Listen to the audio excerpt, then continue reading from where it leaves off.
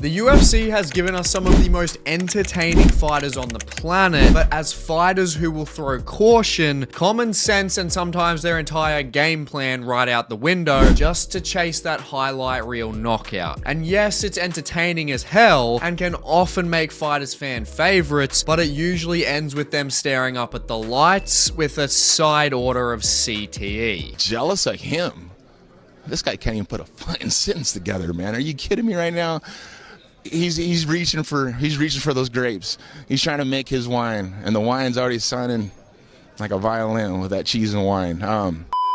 But on the flip side, the UFC has been home to some of the greatest masterminds inside the octagon. The ones who dissect the opponent's patterns through fight study, make flawless mid-fight reads, and mitigate risk by utilizing nothing but their strengths, and dismantle their opponents piece by piece by either exposing the weaknesses in their game, or even eclipsing their greatest strengths to secure the win again and again and again. And that reoccurring success all comes down to one thing: the most valuable weapon in the sport of MMA, fight IQ. So today we're separating the strategic geniuses with peak fight IQ from the self-sabotagers who clearly have never heard of the term. So let's start off with our 5th place poor fight IQ fighter who seemingly through his strike defense, his chin, and his ability to not trade in the damn pocket in the garbage disposal before stepping into most of his fights. We've got Cody Garbrandt. Cody Garbrandt is a former UFC bantamweight champion who at one point looked absolutely unstoppable. His speed, his power, and his boxing technique were elite. He was sharp and calculated offensively, but after his first loss to TJ Dillashaw, something changed.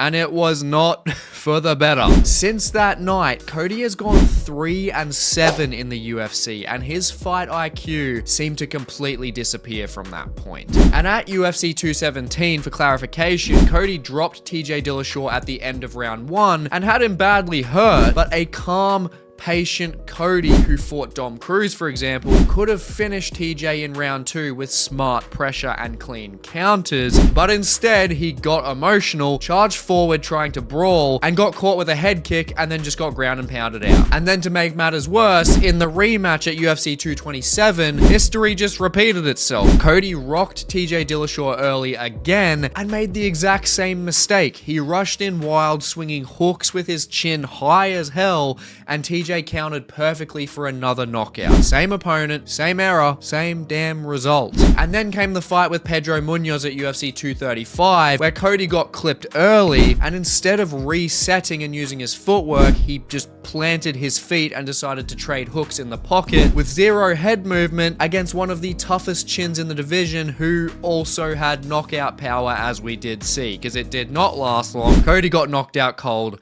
in the very first round. And from that, we fast forward to his fight with Rob Font. Cody actually had a clear speed advantage early in this fight, like he usually does, but as the round went on, Font's jab and relentless pressure just completely took over the fight, and instead of adjusting his approach, changing levels, and mixing in his wrestling that he has, or just countering off the jab, Cody Garbrandt just kept circling right into Font's power hand, eating shots for 5 whole rounds, and offered no real answers in that fight. And then from that came the move down to flyweight against Kai Kara-France at UFC 269, where Cody looked completely drained from the weight cut for starters, and he just seemed more focused on setting up a future fight with Sean O'Malley rather than the opponent standing across from him in a couple days' time after that press conference. And in that fight, he fought tentative, he fought slow, and defensively, the exact opposite of what you want against a fast, explosive striker like Kai Kara-France, who he severely underestimated, and the result of that was another brutal first round knockout.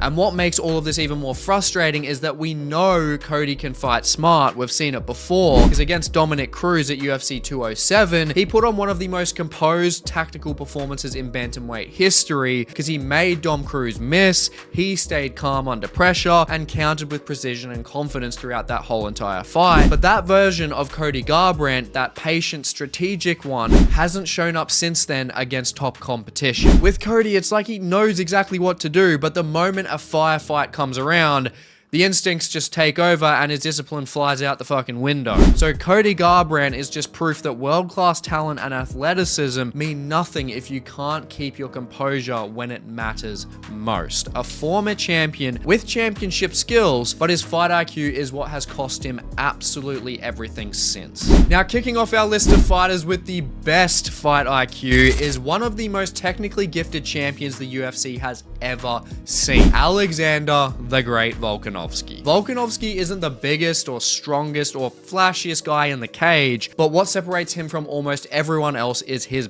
brain. He's one of the most intelligent and adaptable fighters to ever step into that octagon. And to prove that, let's start with his first fight against Max Holloway at UFC 245. Volk and his team with Eugene Behrman and Joe Lopez built an absolutely perfect game plan to constantly fire leg kicks to shut down Max's footwork, use lateral movement to stay off the cage, and discipline range control to keep Holloway guessing. And he didn't throw his hands recklessly, he didn't chase the knockout or anything, he dismantled Holloway's rhythm, which that is something that nobody has ever done before. And then further to that, there's his fight with Brian Ortega, which Volkanovski showed elite mid-fight adaptability and composure when Ortega nearly caught him in 2 fight-ending submissions, a mounted guillotine and a triangle choke. Most fighters would have panicked badly, but Volkanovski stayed calm, made micro adjustments, he was hand fighting, he was chin tucking, he was shifting his hips appropriately, and he ended up surviving both of those submission attempts. And the second he escaped, he flipped the momentum completely, punishing Ortega with ground and pound and proving that fight IQ isn't just about offense, it's about composure under pressure. And further to that, even against Islam Makhachev, one of the most dominant grapplers in the world, Volk's intelligence shined through fantastically at UFC 284. Volk scrambled out of most of Islam's wrestling exchanges, and midway through the fight, he recognized that Islam's striking defense was not as airtight as his wrestling, and he started pressuring forward, forcing Islam to back up. And he tagged Islam multiple times, he controlled the pace, and nearly pulled off the upset in a fight where most people thought he'd get dominated, honestly. So Volk turned a nightmare matchup into one of, if not the most competitive fights of Islam's entire career. And furthermore, his tactical awareness and range management are just second to none. Across 3 fights with Max Holloway, Volkanovski constantly adjusted his distance, staying just outside of Max's punching range, darting in with clean combos and feints, and pivoting out before Max could find his rhythm. And he's always changing stance, he's switching levels and giving his opponent just too much to process when he fights. And when things go wrong, unlike Cody Garbrandt, Volkanovski just stays calm, because like against Chad Mendes, he was dropped early, but instead of panicking, he tightened up his defense, he pressured more intelligently, and he just broke Mendes down with body shots until he got the finish in that fight. And you can also see that intelligence in his decision making. Against Yair Rodriguez at UFC 290, Volkanovski showed just how complete his fight IQ is over everything we've just spoken about. He neutralized one of the division's most dynamic strikers by blending feints in, level changes as well, and perfectly timed his takedowns. He controlled every variable perfectly until he took Yair Rodriguez out. And even when we look at the flaws with his chin getting cracked in recent years after the Ilia Topuria and Islam Makhachev rematch losses, Volkanovski's awareness remained sharp, because in the fight with Diego Lopez where he reclaimed the title, he fought appropriately. He recovered from being dropped in round 2 and outpointed him with measured, calculated control for the rest of the fight. So Volkanovski is the definition of a complete fighter who does not let his stature and lack of KO power phase him whatsoever, because his footwork, his timing, and his fight IQ make him a nightmare to prepare for, and one of the most intelligent champions in UFC history. In at the 4th worst for fight IQ, Mike Perry is one of those fighters who brought chaos every time he stepped into the cage, and that's both his biggest strength and his biggest downfall. He's got knockout power, don't get me wrong, but when it comes to fight IQ, Mike Perry often preferred to throw the fucking kitchen sink at his opponent rather than carefully analyzing them. He just loved to brawl. Even when he was winning, he just couldn't resist turning his fights into just absolute ugly bar fights. For example, against Santiago Ponzinibbio, he hurt him multiple times, but instead of picking his shots, Perry just started swinging to try and take his head off, and Ponzinibbio ended up recovering, chopping Mike Perry's legs up, and cruised to a decision win himself. And the same thing with Vicente Luque. Mike Perry could have used his jab or mixed in his wrestling, but instead he went toe-to-toe with a more technical striker, which ended in a split decision loss, but also a completely fucking shattered nose. And against Donald Cerrone, Mike Perry actually had the striking advantage to an extent, but he forced just a wild grappling exchange with a BJJ black belt and ended up tapping to an armbar pretty damn quickly when it got there. And if you ever wondered how chaotic Perry's career actually got, at one point, he literally had his girlfriend cornering him instead of a professional coach. That was against Mickey Gall, which to his credit, he still won, but it showed just how little strategy he actually relied on. Perry's plan has always been the same. Just walk forward and fucking throw hands. And another major issue is that Mike Perry rarely adjusted at any point in his fights. Against Jeff Neal, he got overwhelmed early by the power shots and the head kicks of Neal, but instead of changing tactics or tightening his defense, he just kept marching forward, eating damage in the hope that he could just catch a wild counter shot. And Mike Perry also had bad distance management, to be honest. He often rushed straight into his opponent's range without setting up entries, leaving himself open for counters, and instead of backing off to reset, he just kept swinging even when he was clearly losing exchanges. So at the end of the day, Mike Perry's bad fight IQ comes down to one thing: just emotion over execution. He just fights with heart and his toughness and just straight raw aggression, but just very little tactical thinking. And he was always entertaining, but it almost always came at a cost. Now, in at 4th place for the best fight IQ, it's just hard not to include a guy who fought 29 times,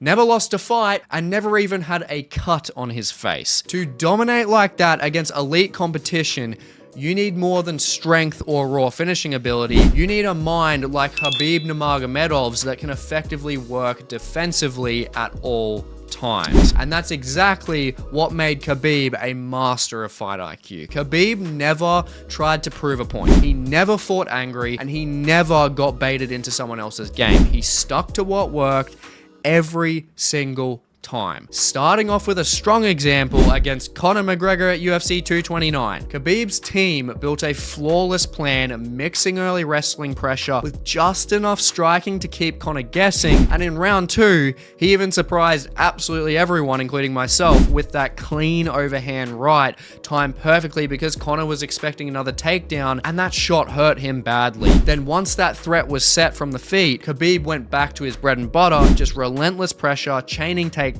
and breaking Conor's will and beating him. And additionally, what made Khabib special wasn't just that dominance, it was his ability to adjust instantly. He didn't fight emotionally, he just fought straight technically. I mean, we look at his fight against Rafael dos Anjos, for example. When RDA's takedown defense held up early, Khabib switched things up. He pushed him into the cage, chained upper body control into trips, and never forced one technique. He flowed from double legs to single legs to body locks until he got what he wanted using that perfect chain wrestling. And once he got on top, he just stayed a step ahead, adapting to every movement RDA had, keeping balance and maintaining total control to win that fight. So ultimately, Khabib wasn't just a great wrestler, he was a positional genius. He knew exactly where and when to advance, never sacrificing control for damage too early, which mitigated a lot of the risk to him as well. And additionally, with the Michael Johnson fight at UFC 205, Khabib dominated positionally while literally talking to Dana White mid-fight, telling him he deserved a title shot, all while holding Johnson down effortlessly, so he definitely deserved one. And that's not just dominance, that's just total awareness of his game and his opponents. And a big part of Khabib's fight IQ was knowing when to attack and when to stay calm. Looking at his fight against Dustin Poirier, Poirier locked in a really deep guillotine attempt in round 2, which was the most danger Khabib has ever been in.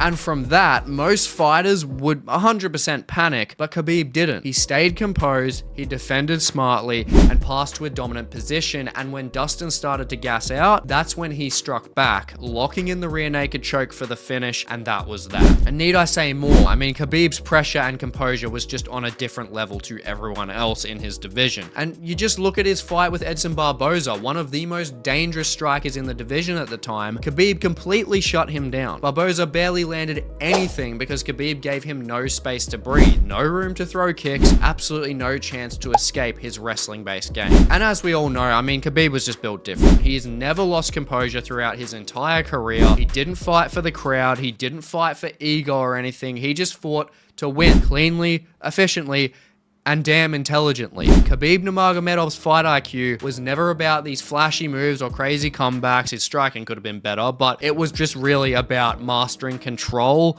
timing, and decision making. He just never gave his opponents a chance to win and never strayed from the plan.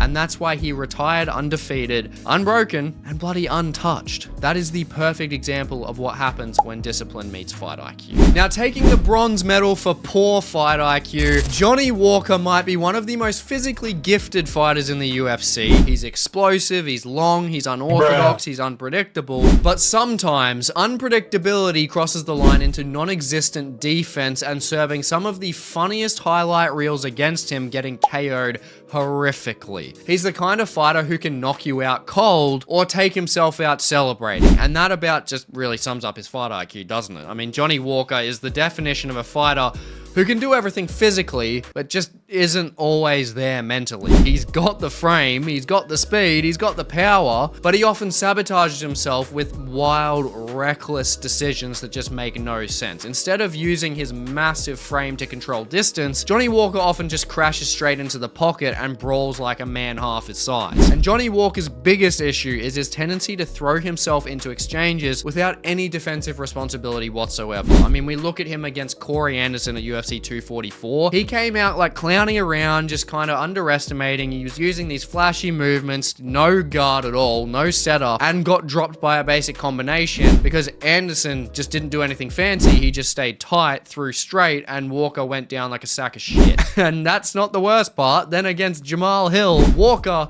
dropped his hands and got caught with a simple right hand that shut his lights off and turned himself into an inflatable tube man you see at a fucking car dealership. And honestly, that's just where it's clear to say that Walker's defense is basically non-existent once he's under pressure. He does not move his head, he does not guard properly, and he rarely adjusts mid-fight. I mean, in his fight with Nikita Krylov, he got taken down early and just completely fell apart. Instead of using those long limbs for leverage and for submissions or to work to get back up to the feet, he just tried random scrambles and ended up just stuck underneath for most of the fight. And he just looked lost. There was no plan B, no tactical adjustments. He just reacted to whatever was happening. And one of the biggest signs of poor fight IQ in general is inconsistency. And Johnny Walker has plenty of that. In one fight, he'll charge forward like a wild man, and in the next fight, he barely throws anything and tries to be technical. I mean, you look at his fight with Volkan Oezdemir. Instead of pressing the action or using his range, he fought overly cautious, barely threw, second-guessed himself, and got absolutely fucking flatlined. It was the total opposite of his usual problem, with no plan or no rhythm. And the same thing happened again against Magomed Ankalaev. There was no aggression, there was no adaptation, there was just hesitation, which led to him getting knocked out again. And to make things worse, Walker's been switching camps constantly when it comes to the inconsistency, from SBG Island to TriStar to Extreme Couture and many more. That kind of instability just kills consistency, and you can't build a high fight IQ when you're changing systems every damn year. It's why he struggles to adapt against higher level opposition. He's just never fully built a stable foundation for himself. And Johnny Walker's bad fight IQ isn't about the lack of talent, that's for sure. It's about the lack of control and consistency. He fights emotionally,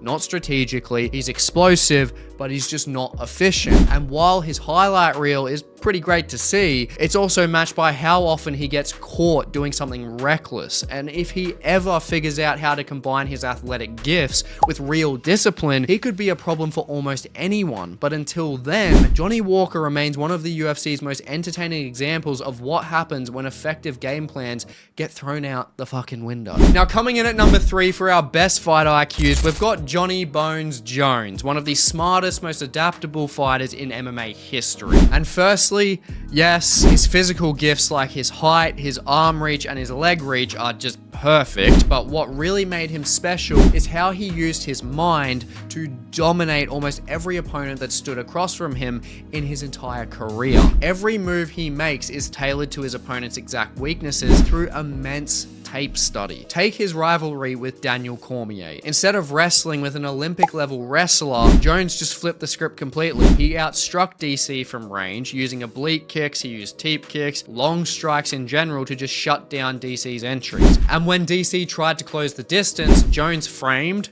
and he clinched and just wore him down. And by the rematch, he had solved the puzzle completely. He finished DC with a perfectly timed head kick and signed off on that rivalry for good. And what makes Jones so dangerous isn't just preparation, it's his adaptability as well. He's one of the best in-fight problem solvers in MMA history without a doubt. Because when Alexander Gustafsson shocked the world by firstly taking Jon Jones down and then matching Jon Jones's range and even outstriking him early in their first fight, Jon Jones didn't panic. He switched gears mid-fight, he increased the clinch work, he threw spinning elbows and mixed in those high kicks to disrupt Gustafsson's rhythm. And those adjustments turned a fight he was losing into one of the most iconic wins in UFC history. And then we can even take Lyoto Machida. His speed and timing gave Jon Jones trouble early without a doubt, but by round 2, Jon Jones figured him out. He started feinting to draw counters, closed the distance, landed a really clean short strike, and ended the fight with a standing guillotine choke, being one of the coldest submissions in UFC history. But not only that, drawing back to the physical gifts he had, Jon Jones's understanding of range might be the best that we have ever seen in MMA. He used his ridiculous 84.5-inch reach, not just to strike safely, but to control the pace of the fight. And against Rampage Jackson, Jon Jones never let him get inside boxing range. He stayed long, he peppered him with kicks and jabs, and took him down only when Rampage overcommitted to his strikes. And then against Anthony Smith, Jon Jones fought the definition of a safe, tactical fight. He picked him apart from distance, stayed disciplined, and never gave Smith a clean chance to land in that entire fight. And some fans honestly do call it boring, but that's just honestly fight IQ at its purest, being able to nullify an opponent like that. And also, in his title-winning fight against Shogun Rua when he was so young, Jon Jones mixed in elbows, he mixed in knees, and utilized unorthodox angles with his striking to dismantle a seasoned champion that so many people feared at 23 years old. Back in 2010, he looked like a fighter from the future. That creativity made him unpredictable and nearly impossible to game plan for. And even under extreme pressure, Jon Jones remained completely calm, as when he fought Vitor Belfort, who caught him in a very deep armbar, which most fighters would have tapped to, Jon Jones stayed calm, he defended intelligently, and later submitted Vitor Belfort with a key lock of his own. That performance just emphasized not only his composure, but his mental toughness as well. But on top of that, he also always knew exactly when to take risks and when to fight safely. I mean, against Dominic Reyes, Jon Jones was getting outstruck early, but again, he did not panic. He managed his own energy, slowed the pace, and dragged Reyes into deep waters. And by rounds 4 and 5, Reyes did fade a bit, and Jon Jones's smart pacing ultimately did earn him the decision win in that fight. So ultimately, what separates Jon Jones from almost everyone else is that he can control a fight from anywhere, as he reads his opponents instantly and adjusts on the fly with that mid-game adaptability. And then we can't forget that years later, after a 3-year layoff, Jon Jones moved up to heavyweight and faced Cyril Gane. The fight lasted less than 2 minutes, as Jon Jones read Gane's movement, shot for a takedown, and finished him with a guillotine choke. So credit to his game plan making that fight look that easy. I mean, Jon Jones isn't just one of the greatest fighters of all time, he's definitely one of the bloody smartest ones of all time, with some of the best fight IQ combat sports has ever seen. Coming in at number 2 for the worst fight IQ in UFC history, we've got Iron Michael Chandler, an explosive, fan-friendly fighter and one of the most tactically reckless fighters you'll ever see. Michael Chandler is an NCAA Division All-American wrestler, yet somehow he often forgets that he is a wrestler when it matters most. Chandler fights like every single exchange has to end with a knockout. Don't get me wrong, it is super entertaining, but it's also tactically disastrous most of the time, and we have the proof. Take his fight with Justin Gaethje. Both guys love to scrap, but Chandler refused to adjust even when he was eating counters and taking damage. Instead of using his wrestling or controlling the tempo, he traded bombs for 3 full rounds, ultimately losing a fight he could have won with a smarter game plan, as he had Gaethje hurt badly at one point in that fight. And furthermore, against Charles Oliveira at UFC 262, Chandler dominated in round 1. He dropped Oliveira badly and controlled him on the ground, but instead of returning to his wrestling and pacing himself in round 2 to pick out that finish, he just continued to stand straight in front of him to try and hunt a finish, and of course he got clipped, and within seconds, the fight was over for him. A TKO loss that could have been avoided if he trusted more so in a control-oriented game, and he could have had a damn title on his hands. The same thing happened against Dustin Poirier at UFC 281. Michael Chandler had early success with the takedowns and his ground control, but repeatedly abandoned his strategy to engage in wild exchanges again. Instead of controlling the fight and playing smart, he just traded power shots with an elite striker, which he did find success against the cage, but Dustin Poirier dealt the damage and got him out of there late, with Chandler having to tap to a rear naked choke with all the blood he was choking on from Dustin Poirier mincing his fucking face earlier in the fight. And yet Chandler loves to use an explosive all-in style, going, all out for finishes instead of managing distance, controlling tempo, or using any form of his wrestling base whatsoever.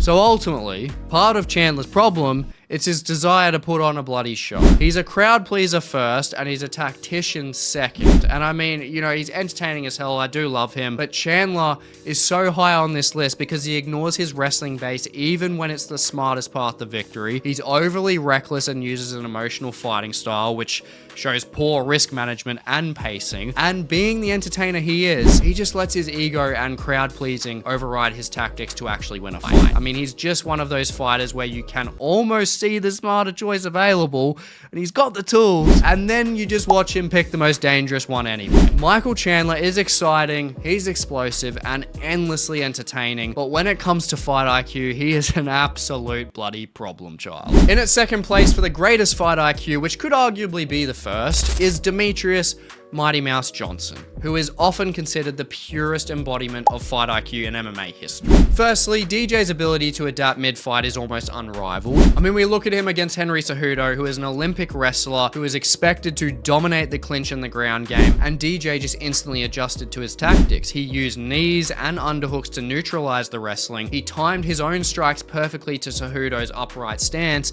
and finished him in the first round. 1 second he's defending, and the next he's exploiting openings that no one else in that division would have seen at that time against Henry Cejudo. No chance. And also, we need to consider his second fight with John Dodson, because John Dodson's speed and power had given him some trouble in their first fight, but in the rematch, Johnson slowed the fight down with clinch control, pressured him against the cage, and neutralized Dodson's explosiveness. And the result of those adjustments was a 5-round masterclass with perfect strategy, nullifying Dodson's best weapons. The adaptability that he showed was just second to none. But what sets DJ apart is how seamless he blends striking, wrestling, and grappling together. He doesn't see phases, he just sees one fluid system when he fights. You can see this against Kyoji Horiguchi, where Demetrius Johnson wore him down with a mix of grappling, striking, and positional awareness, and with just 1 second left in round 5, he just decided to lock in a perfectly timed armbar after putting on a full MMA clinic. And just like John Jones, Demetrius Johnson's study of opponents is just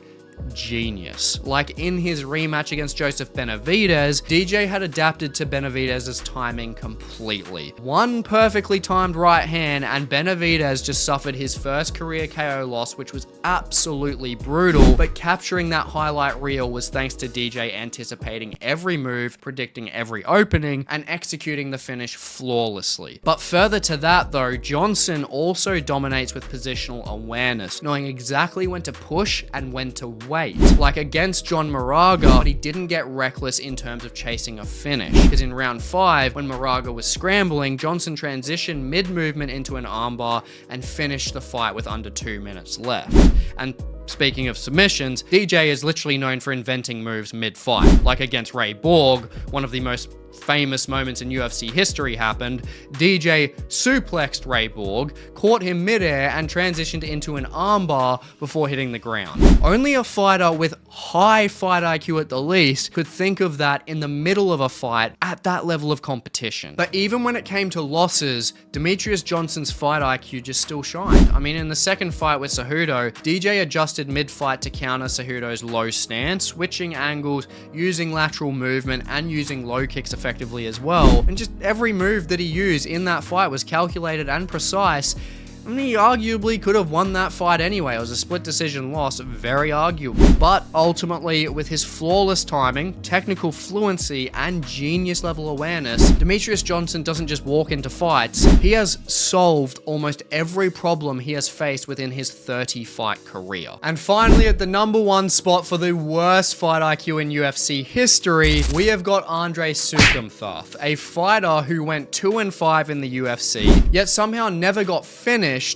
Not because he was smart, but because he was inexplicably surviving chaotic fights with durability being his saving grace without a doubt. Most infamously, to kick things off, Andre's bout with Sean O'Malley at UFC 222 perfectly defines his fight IQ struggles. In the 3rd round, O'Malley's leg was completely dead. He could not move at all, could not defend, he was just basically helpless, and Andre could have kept the fight standing, forcing movement on that one leg and easily finishing or coasting to a victory, which would have gotten him so much hype on his name beating Sean O'Malley. But instead, he took Sean O'Malley down and stayed there. On the ground, O'Malley survived by just simply holding guard. And the clock ran out, and O'Malley won by a decision from the work he did prior to his leg being stuffed. Commentators, fans, and even Dana White called it one of the worst displays of fight IQ ever, and I have to agree with them here. Andre has repeatedly shown a lack of awareness of what's happening in the fight, whether he's winning or he's losing. For example, against Alejandro Perez, Andre started strong. He used his hands and he used his pressure effectively, but as the fight went on, he let Perez dictate the pace, he got stuck in repetitive exchanges, and just kept getting countered. He just failed to adjust levels, he failed to change his timing, or control the cage. He was getting backed up, and that just showed obvious poor fight awareness, and as a result, he lost a split decision that could have been a win with smarter octagon control and any sort of adjustments. And further to that, against Montel Jackson, Andre's tactical naivety was on full display here. Jackson dominated him with range and wrestling, yet Andre made almost no adjustments in that fight. He kept backing into the fence, he was reacting too late to takedowns, and on the ground repeatedly gave up dominant positions by exploding just recklessly instead of using underhooks or resetting, and that just wasted his stamina. And even with his corner shouting instructions to him, he just kept repeating the same mistakes. It's just poor defensive problem solving and tactical adaptation on clear display there. And so Andre's fight IQ can be summed up to terrible decision making under pressure, especially in the O'Malley fight, and him having barely any situational awareness, no adaptability mid-fight. He's impulsive, he's emotion driven with those reactions, and he's poor at understanding scoring and pacing, showing a complete lack of awareness and ultimately fight IQ to a comical extent through his UFC run. And look, don't get me wrong, I'm beating on him a lot. He did show toughness and grit, and he did win some fights, but there was just no awareness whatsoever. He lost to any reasonable competition, which was hard to watch as he had the raw skill, but his fight IQ left him lagging behind and led him to lose those crucial matchups. So Andre's career is the blueprint as to why fight IQ is the most important attribute for a fighter. Be as skilled and have as much raw power as you want. If you can't effectively read the opposition, make suitable adjustments offensively and defensively mid-fight, and have overall poor decision making and don't listen to your damn corner, you are not making it far in the UFC. Now finally, onto the greatest mind in UFC history, the greatest fight IQ to ever grace the sport. George Rush St. Pierre might be one of the most strategically disciplined fighters in UFC history. Alongside his coach Firas Zahabi and his stacked corner, he treated MMA like a science, analyzing every habit, every reaction, every weakness of his opponent with absolute surgical damn precision, which found him so much success throughout his entire career. Firstly, against Josh Koscheck at UFC 124, GSP didn't wrestle the wrestler. He just jabbed him to pieces. That stiff jab broke Josh Koscheck's orbital bone early and completely shut down his offense, and he won a 5-round fight using mostly one strike. That's not athleticism and that's not raw power. That's just pure fight IQ, and we are just scratching the surface here with GSP. As when he fought Thiago Alves at UFC 100, who was a dangerous Muay Thai striker with KO power and was most likely juicing at the time, GSP just didn't play that game with him. He timed every kick, took Alves down, and made him fight off his back all night. And even when GSP tore his groin mid-fight, he adapted his approach, he stayed in control without ever panicking, and maintained perfect composure under pressure. And furthermore, against BJ Penn in their second fight, GSP completely reinvented his strategy. He pressured, he changed levels, and he smothered BJ Penn until he couldn't move, utilizing perfect transitions on the ground. And he didn't just beat him, he broke BJ Penn mentally in that rematch. BJ Penn was basically never the same. And to add further to the composure and mid-fight adjustments of GSP, when Carlos Condit dropped him with that head kick at UFC 154, GSP never panicked. He reset and leaned on his grappling to shut Condit down completely. GSP was one of the first fighters to truly blend every martial art into one style. He was zigging when everyone else was zagging. Like against Matt Hughes, he outstruck the wrestler, used feints to disguise level changes, and even finished Hughes with a submission, beating him everywhere and avenging his own submission loss. My powers have doubled since the last time we met, Count. Good. Twice the pride, double the fall. And then there was his fight against John Fitch, who was known as a very good grinder-based wrestler, and he was good at making fights damn ugly, and GSP made Fitch look absolutely lost by mixing striking, mixing his feints, and takedowns so unpredictably that Fitch never knew what was coming next, and every round started with a different rhythm, complete control through adaptation through 3 to 5 rounds. GSP just understood that fight IQ isn't just about offense, it's about defense, and it's about control. He never gave opponents the kind of fight they were wanting, and especially against Nick Diaz that was so. He refused to brawl and refused to let Diaz inside his head. He just stayed completely disciplined, he managed the range perfectly, and took Diaz down every time he tried to pressure, leading to 5 rounds of absolute dominance, no ego, no chaos, just a flawless technical performance to take out the Diaz brother. And the same thing versus Jake Shields. When GSP lost vision in one of his eyes from an eye poke, he calmly adjusted his stance and continued outclassing one of the best grapplers in the world on the feet, maintaining his composure and using his striking purely against Shields' greatest weakness, being his own striking. And most notably, after that monumental upset loss to Matt Serra, many fighters would break after a loss like that. But GSP came back smarter, not angrier. He broke Serra down systematically with knees and pressure until the ref had to stop the fight. He just showed a complete evolution to his game in that matchup and listened to his corner and implemented a perfect game plan to ensure the same mistake wouldn't happen again. And it never did. While others plateaued, GSP just kept evolving. He studied sports science, he perfected his recovery, and even developed coded corner communication with Firas Zahabi and the rest of his corner during his fights. He was just so ahead of the game. He just showed that next level preparation. Then, after a 4-year layoff, he returned to fight Michael Bisping, upper weight class, and still outsmarted him. He noticed Bisping dropping his right hand after throwing a few jabs and timed a left hook perfectly, dropped him and finished him with a choke to win the middleweight title,